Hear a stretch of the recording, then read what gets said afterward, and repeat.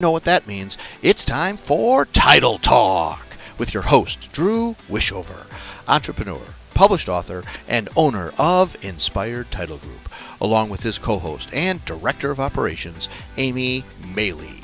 Each week, the team will offer industry terminology, tips and strategies, along with the occasional real estate professional to help educate as it pertains to buying, selling, or just plain old home ownership. We thank you for spending time with us today.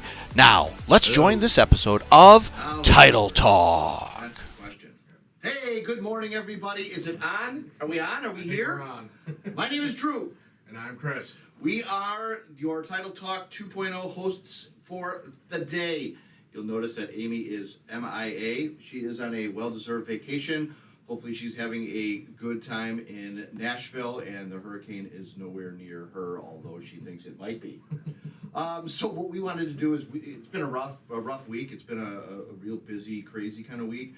We've had dog issues. We've had several client meetings, and wanted to at least get this one here together and bring on the show Chris to talk a little bit about the year that he's been here and kind of, what he's seen and some of the opportunities that have kind of been afforded him with this new position and such. And then he's also a first-time home buyer, so he is kind of in the market right now, and wanted to kind of give you guys a little bit of a inside track as to what that looks like, and talk a little bit about some of the things that you've seen and some of the trials and tribulations that you've gone through and some of the wins that you've kind of been able to experience as well. So that's what's on the horizon here for today. So why don't you kind of introduce yourself and tell people about you a little bit, and we'll get right into it. Definitely. So, as Drew mentioned, I'm Chris. I'm our Director of Business Development and Sales. I'm also one of our closers. I tend to focus most of my closings on the Indiana side for us. I do handle some of the Illinois ones as well. But we have a couple other closers who focus on Illinois, and I take the brunt of Indiana. So, one of the tasks that was given to me when I started a year ago was to help drive and increase the business in Indiana. We set a goal for ourselves to get 25% of our business to come from Indiana, and we've definitely headed the right direction. Part of that has been helped a little bit, by the change in the market over the past year. That has definitely played into it. And obviously, purchases are bigger deals than refinances are. Mm-hmm. So with that big shift in refinances to purchases, there's people are still leaving Illinois, going to Indiana. That has definitely helped that a little bit for us, and that trend continues to grow. I think as we get into the first quarter of 2023, even second quarter, we might start to see some more of those refis come back, and that'll shift, I think, the market again and start to kind of auto correct per se. But it's been a fun first year, and the challenges of driving and getting some more of that development in place. I've been able to make a lot of tremendous connections. It's been a lot of fun. Meeting with people and connecting that in my life I otherwise would never have reached out to and tried to connect with, because there was never a need. And being in this role, I've already started some really strong friendships with some people that they've started out as clients, and now we're talking about what can we do to get together for these different events and things, and really supportive of us, and equally back to them, being supportive of them and trying to make sure that we're helping each other out, and that's kind of the goal at the end of the day for us, is what can we do to help our clients, that they can then hopefully return the favor, help us back, and make it full circle, and at the end of the day help out the community. Yeah, and I think that, to your point with, getting out there and networking with people, it's something that we, as Inspired, we kind of, really relied on relationships being the driving force for our growth, and something that we set a goal last year to accomplish this year is to definitely make a marketable difference in our impact as, through growth. The Indiana market being licensed in both states allowed us this opportunity, and the need out there is the same, if not more, based on the fact that there is a lot of movement and motion out there. What specifically, when you're talking about business development and growth, are you targeting, just any one sector of this business, or what's your your game plan with that? No, so I typically, it depends on the state. So Illinois being an attorney-driven state, I am putting a focus on connecting with the attorneys. The attorneys, ultimately choose where the title goes to, where the closings happen, and establishing and building and growing relationships with the attorneys in Illinois is a huge factor. Lenders are great to connect with in both states. In Indiana, the focus is definitely on the realtors, because the realtors are going to choose where it goes in Indiana. There isn't attorneys involved in the deals unless a buyer or seller involves them, but they're not going to choose where the title goes. It's going to happen with the realtors. So depending on which state, definitely depends on who my primary focus is and pushing towards. I'm always going to try to connect with lenders no matter what, because they're going to be involved in 95% of the deals unless it's a cash deal. Sure.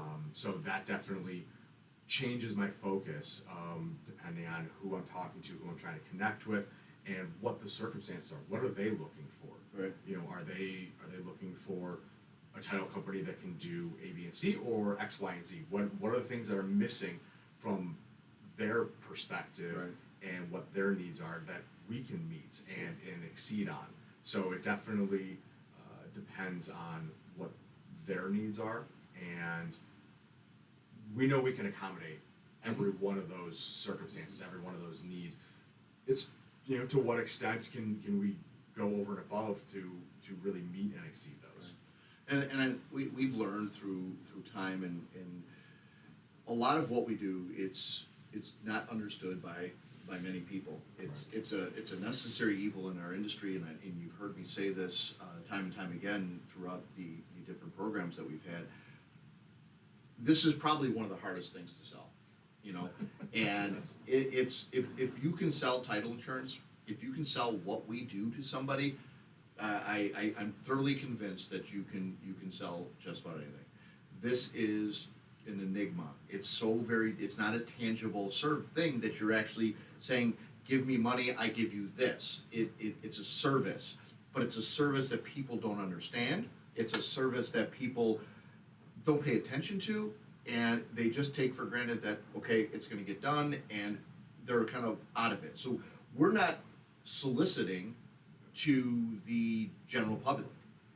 Folks watching this show, if you're not in the real estate business, you're probably not a client. Unless you're going to buy or sell a house, then you become a client.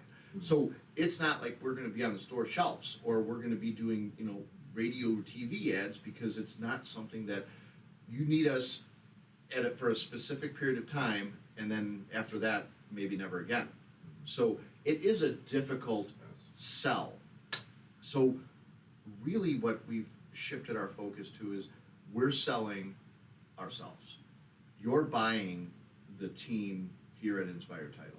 You're getting the knowledge, the relationship, the friendship, the help, all of the pieces that are necessary to get the deals done. That's ultimately what we're getting. Right. It's offering the resources that we have, not just within the context of any deal that would be brought to us, but helping a lender, a realtor, an attorney to gain and grow and have more deals themselves based on the resources and connections that I and we can connect them to and provide to them through other individuals, and utilizing some of our outings and things to connect a lender with some realtors, an attorney with realtors, realtors with realtors if it's Indiana. Yeah. How can we help them help each other? Yeah. And at the end of the day, that's something that we started to see is definitely appreciated. And I continue to just put that focus into connecting individuals with each other, because that's what's ultimately going to be the best resource for us to grow our business, but also to grow our relationships with our clients. Because as much as you as a home buyer or seller coming off the street are a client of your realtor or your attorney or your lender, inevitably everybody involved in that transaction is also our client. Correct. So we don't have one client, we have anywhere from 1 to 4 clients on any given deal, Right. if not more, depending on the situation. And we had the opportunity to meet with an attorney yesterday in the city, and it was a really eye-opening meeting for me, who have been in the business for a number of years and experienced a lot of different things over the time. And it's not exciting to them to say, a title company is a title company. You don't need a title company until you need a title company. And so something that we're doing, something that I'm trying to really package, if you will, so that the solicitation piece, so that the development of the business can become a little bit easier, is that circle that you just spoke of. If we have partnerships, or if we have universal working relationships with a lender, a realtor, an attorney, the title company, it completes the circle. So now you can come to Inspired, and we can handle every part of the transaction. And I think we're at that point now where we can do that. Right. And to Chris's point, when he's out talking with these folks and networking, it's not about, hey, why don't you just send me a deal? It's about, how can we collaborate and feed you make some introductions to you, and that pays off. So you're not measured by how you do when business is crazy. You're measured by how you're doing when business is down. And I would say business right now is down. I think we talked about 40%, right? Yeah. So business is down. This is an absolute great time for the team here to start planting seeds and building and nurturing these relationships, so that when the market shifts again, because it always does, we can then reap the benefits of those seeds that we planted. It takes time, and it took him some time to understand that. I think just us talking all the time and working through it, because he has made some great relationships. He's done an amazing job with introducing people into who we are, and it has been fruitful to getting some business from them. But Right. I don't think we can really measure that yet until we get back to some kind of leveling up. Right. I think we're still 6 to 12 months out from really seeing what those relationships have ultimately, or will ultimately, turn into. You mentioned the attorney that we met with yesterday. Yeah. That meeting stemmed from being connected to him at a different networking event that Amy and I were at, through a lender that we are actually now partially a client of, Right. And utilizing their services, for which I had met that individual through another individual from a different networking. Right. It continues to be a trickle effect, which is a great thing to know that I might only make a single connection from this event and this event and this event, but for each one of those, it just spawns off into another Yep. connection, another connection, and they're not always within the same realm. Yeah. This lender might connect me to this attorney, who might connect me to that realtor, who connects me to that lender, who connects me to that realtor, to that attorney, and it goes all over the place, and you're just kind of bopping around, continuing to grow and build those relationships. Right. And it almost at that point then, the job of what we do is the job of what we do. The relationship is what has become the capturing piece to why we work together. Because again, we know what we need to do, They know what we need to do.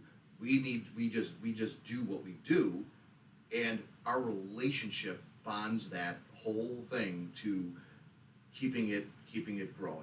And people tend to go, why aren't you using these guys? They're great. Or, wow, they helped me out through this circumstance. Or give Chris a call because, he put me in touch with these folks. There's a nice network of connections over there. And I think that's really important, and what I'd like to see grow from this point is, I think inevitably we'll see a return, but I think that nature of helping others in the industry really that makes a difference. Absolutely. I mean, I spend a large amount of my social media time on LinkedIn, and it's not to devalue Facebook or Instagram or Twitter or anything else, but LinkedIn from a business standpoint is so unbelievably undervalued that you can do the same things on it that you can any of those other social media outlets.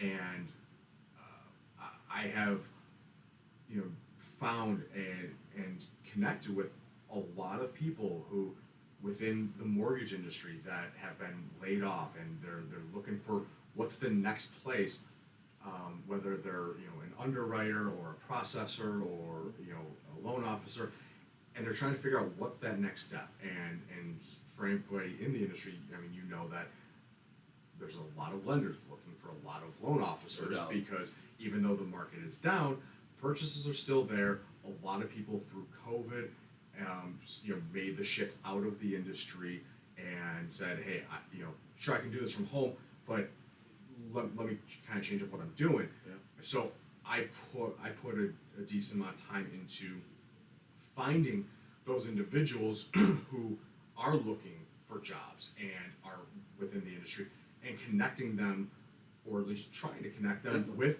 the clients and partners that we have that are lenders that are looking for the loan officers, that are looking for a processor or closer, because that's just that additional added value that I can bring to that relationship, that if it's going to help them, hopefully now that's a situation where that individual who was looking for a job, now they get a job with this lender and says, hey, I appreciate that Chris connected me with you, because now we're working together, and maybe you don't use Chris and Inspired for your services, but I want to give him a shot. Let me see how that works. Right. So to me, it's just, it becomes cyclical, and wanting to continuously connect and build and grow those relationships. And if it turns into nothing, it turns into nothing. I'm not going to hold a grudge. I'm not going to beg somebody. Right. At the same time, I'm going to know that what I did was the right thing to do at that time, and I helped somebody, if not multiple people in the process. Good karma is going to come around at some point. I mean, I think of one example when you were kind of, first in this, we were chasing a realty team for a period of time, and it looked promising. There were a lot of great opportunities. It's a big company, and a lot of good conversation, a lot of work and effort and time put into putting together agreements and negotiating the thing, to find out that they showed their true colors. Like the thing that they missed most, the thing that they wanted the most was the communication piece, but yet they didn't do it. And I mean, we quickly went, okay, well, at some point you cut and move on. Is that opportunity maybe a really great one and fruitful for the business? 100%. But at what cost do you continue going down that path before you go, man, I'm chasing nothing. And it stings, because we had a couple months invested into this, and many of hours and a lot of conversations, but then they all of a sudden ghost you and go quiet, or they lead you on, and they kind of or they balance you, or kind of put you against, hey, what, I got another company who's going to do this. Okay, well, see, so we're quick to determining, and I've said it with many times, and we live this. We want to work with you like-minded people, and that's it. And I think what Christopher's doing in his efforts for developing the business is really spot checking that, and being able to be a good assessor of personality and relational value to saying, you know what, I think this person's true to what they're saying. And yeah, you're not going to hit it, hit it out of the park every time. However, if you hit it out of the park half the time, you're doing well. And I think so far that's been pretty great. But anything more you want to add to like that piece and your time here and what you've kind of was it what you thought it was going to be when you was it as difficult as it like what does that look like? It's not what I thought it was going to be, and a big part of that is I came into this business and this company with the mindset of I'm going to be a closer, and learning what that process was, learning the ins and outs and the rules and everything for both Illinois and Indiana, and a couple months in, got my first closing under my belt, and that was just nerve-wracking as it was, but it was a great first learning experience, and learning enough over the next few months after that to develop my own process of what makes sense to how to best handle from start to finish a deal. But all the while learning all that, spending a lot of time after work on LinkedIn, on social media, just kind of on my own, just saying, I'm just gonna start connecting with people to, hey, like, let's talk. Right. I don't know enough right now about what I'm talking about, but let me make this introduction so I can get them to talk with you, to talk with Amy, with Miguel, John, who know this company and this industry inside and out. And through that process, I continue to gain knowledge and understand where things need to be, where we need to go, what was important to us as a business that also needed to be or was and is important to the clients, which is what is that value that we're going to bring. And it inevitably led to me jumping into this role of business development and sales, and again, it didn't sideline the closing. I'm still doing that equally as much, but having that role of business development was not even a thought of something that I came into this thinking, oh, I'm eventually going to be doing sales and generating business. Like, no, I'm going to do that like through the closings and talking to the realtor or the attorney, and great. And it just became something where I'm like, okay, I enjoy doing this more than I actually thought I would. With my previous background, sales was not something that I enjoyed doing, but it was also a very completely different industry. Definitely. So very, Definitely.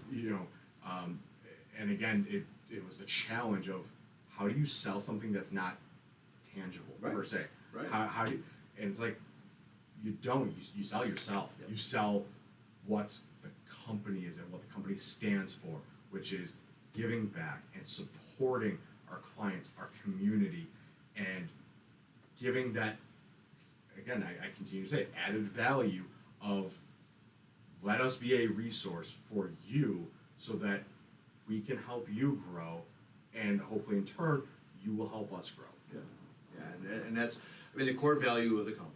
It's what we speak. It's the whole mindset that we carry around here each and every day, and having inspired relationships and having inspired community. Inspiring in the workplace. Like it's just the core of what I believe and what we're conveying in the community. Not to segue too far away, but these events that we do, our clients are starting now to kind of join in. Yeah. We do 10, 15 events a year with our ball games and our give backs and different things. We're doing 10 to 20 events a year, and the clients are calling us. Our network of folks are calling us saying, hey, make sure you guys include me in on that next one. I'd really like to go out there and help you guys when you do the Feed My Starving Children. Or I want to be part of that golf outing. that speaks volumes to what we're doing and why we're doing it. And this we just started gaining traction in this. This is something that is, it's been in my head, and through my business coaches and things, they're like, Drew, you got to get that stuff out of your head and into your leadership team, so that that everybody can run with it. So that's what a lot of this year has been, as a brain dump for me to, Christopher, Amy being part of the leadership team, and us kind of collaborating as frequently as we do to say, hey, let's put this in motion. Let's hear your ideas around this. And thankfully it's been just remarkable, and I'm so thankful to have him in the company and watch him grow in this thing. It's so much fun as not only as a dad, but just as a business too, because we do separate that, and it's something that we know that boundary line to say, hey, you know what, this is work, and outside of work we're father son, and it really, I'm super proud of how this has gone this far, and I'm really excited about what your hard work and efforts is going to show in the next years to come. Let's talk about you as a first-time home buyer real quick, so we don't take too much of these folks' time. So you're doing both. You're selling a home and you're buying a home, and the market has substantially shifted, right? Since the summer, since the beginning of the year, where interest rates were still attractive. There was still a lot of activity in the market, a lot of not a lot of inventory, but a lot of bidding going on. So why don't you speak to that for a few? Yeah. So my wife and I started looking around, I want to say it was June, where we started becoming pretty serious about it, and said, okay, knowing prices are inflated a little bit, let's kind of try and be as smart about this as possible. And her being an accountant, she's very black and white with the numbers, and says, okay, this kind of took my knowledge of what closing is and trying to figure out costs and all this stuff. Like, all right, this is about where we think we are. Cool. So we start looking, and we're looking, and we're looking, and we're looking.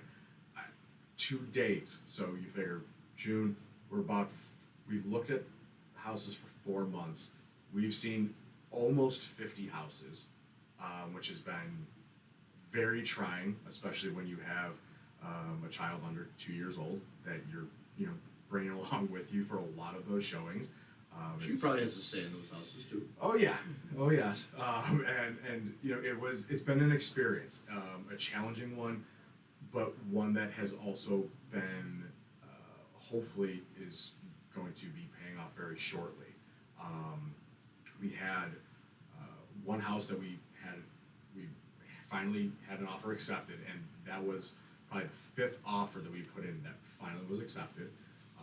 Went through the inspection process, and through the inspection, some things came back that we were really concerned about, and said, you know what, we knew that the homeowners were taking care of it. They said, hey, we're fixing these things. Do you want to kind of come back to this and still do this? And for our own sake of mind, we said, hey, we thank you, we appreciate that, and that you fixed it, but you fixed it for somebody else. We would have rather known that we took care of it ourselves, but it was also something that we're like, there's still enough other options out there. We're gonna play it safe and walk away.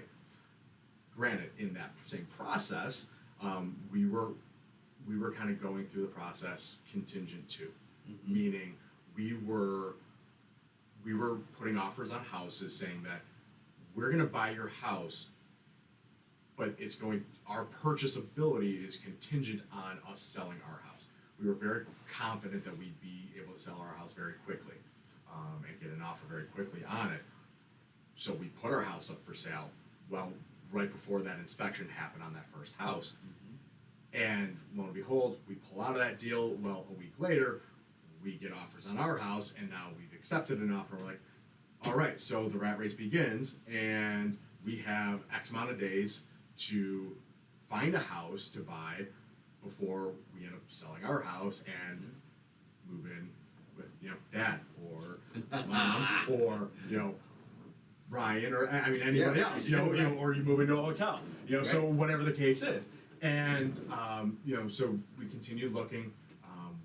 We believe that we are there now and found that house.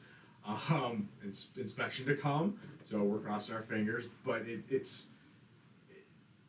has been very crazy and hectic. And I think I know my wife Tina has been kind of all over the place with this and just a roller coaster of emotions, and as have I. And I think that for me, just working in the industry, understanding, knowing that this was a possibility, kind of was a little bit more prepared for it. But there's nothing short of it that hasn't been a challenge. So the biggest thing that we agreed on was no matter what, we were not going to just settle for a house for the sake of buying a house because we needed somewhere to go. We wanted to make sure that whatever house or any house we would put an offer on was one that we were excited about, that we knew, like, this is where we want to raise our family, and it's going to give us the opportunities to do things we want to do, host birthday parties, host holidays, and so we think we're there, but it has been very difficult. And as you said, I mean, what the interest rates are now compared to what they were when we started looking in June, we'll see how close our accounting started out at the beginning of this and to where it is now.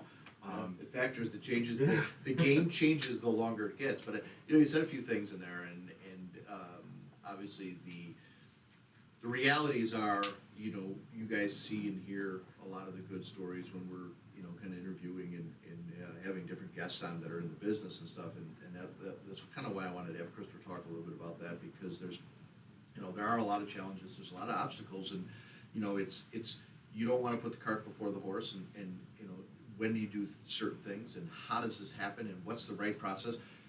I'll tell you that there's not a book that's going to give you the right answers to this. It really, really is circumstantial. It really is based on what can you handle. Can you handle having, 2 mortgages until you sell that other house? Can you handle maybe having to rent back from the buyer of your house for a period of time? Can you handle going and living with in-laws for a little while until you find that house? So there's several things that don't frequently get talked about that occur pretty commonly, and what Christopher and Tina experienced is not uncommon, especially when you have a house to sell. The one thing that I always advise and really encourage people to do through this process is try to keep the emotion out of it. And what I mean by that is just it's real estate. Like, don't fall in love with it, because you can lose it tomorrow. And they experienced that with the house that had some inspection issues that were just beyond their ability to want to stay there. And then now you're riding that emotional roller coaster. It's a big decision. Home ownership is one of the greatest things that people can experience in their lifetime is to be a homeowner, and it's the American dream. And so you want to do it right. You want to make sure that you put in your time and your thought, and to your point, not settle and go, hey, this is going to happen when it's going to happen, and understand that you'll feel it. You'll feel that yeah, this feels right. This is a good house.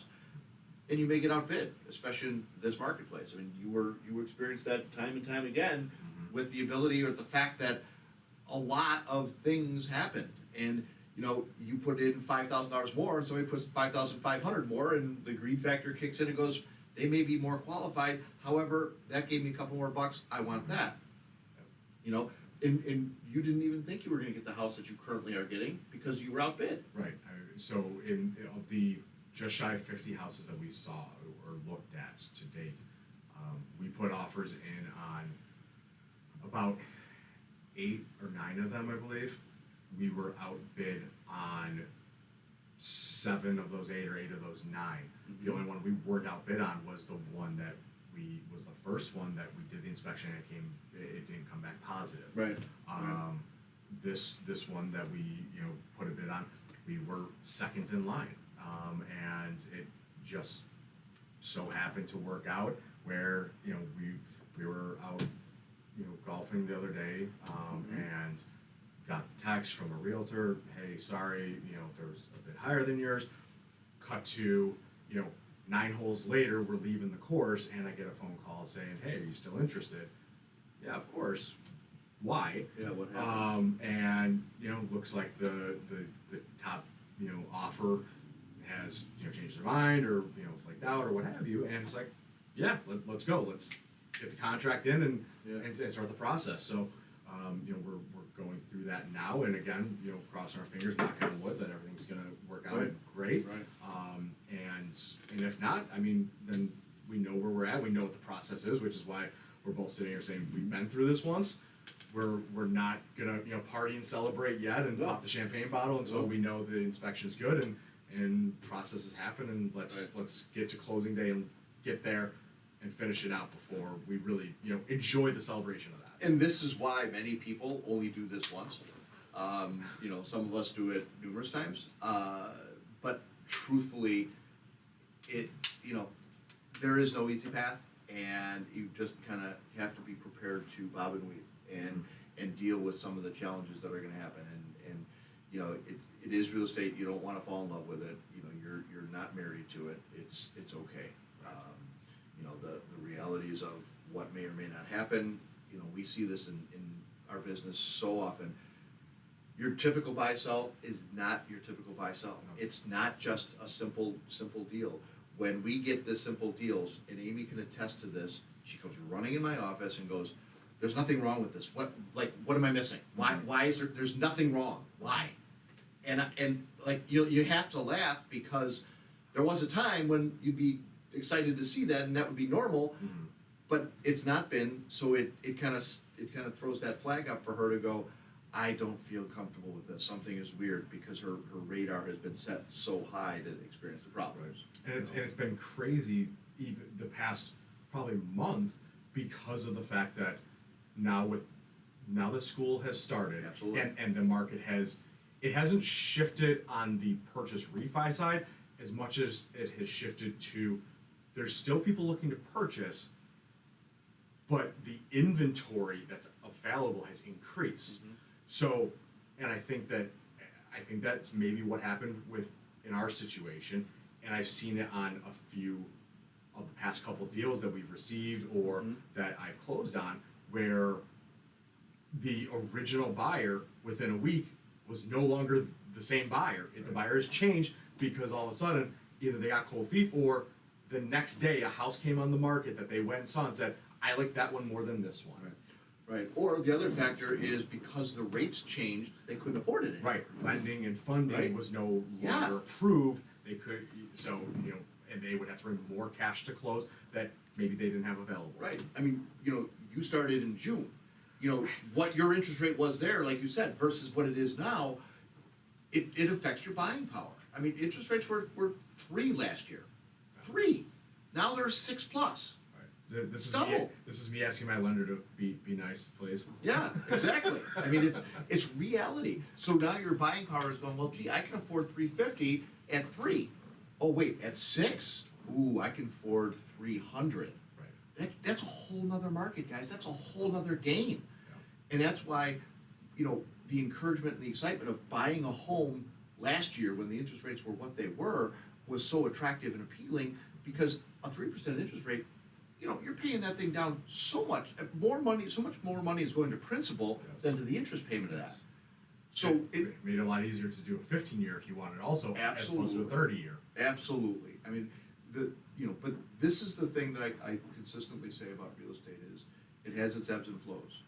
But truly, if you watch it over a period of time, 10-year, 15 or 20 year, it's right here. It's a 10%. It's a good investment.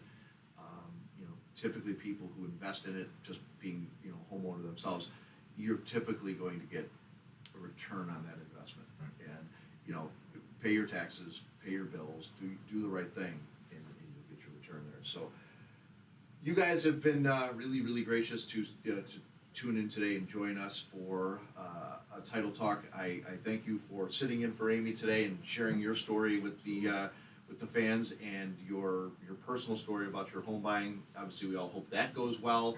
I think everybody out there is wishing you well on that as well, because it's not an easy process, and I'd like to see it end for you. Yeah. You know, I mean, I think Same. you'd like to see it end as well.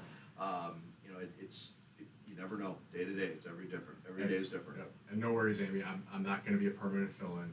When you come back, this is still your chair.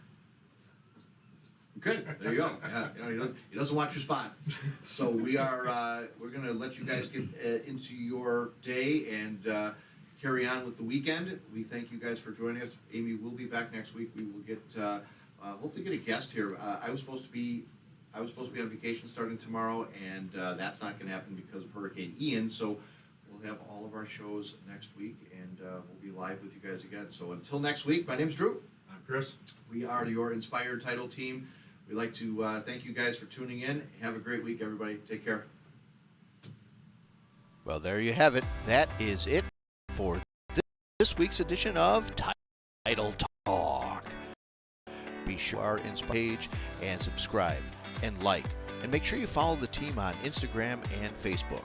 Join us again next time for more tips and knowledge from the. Thanks again for listening.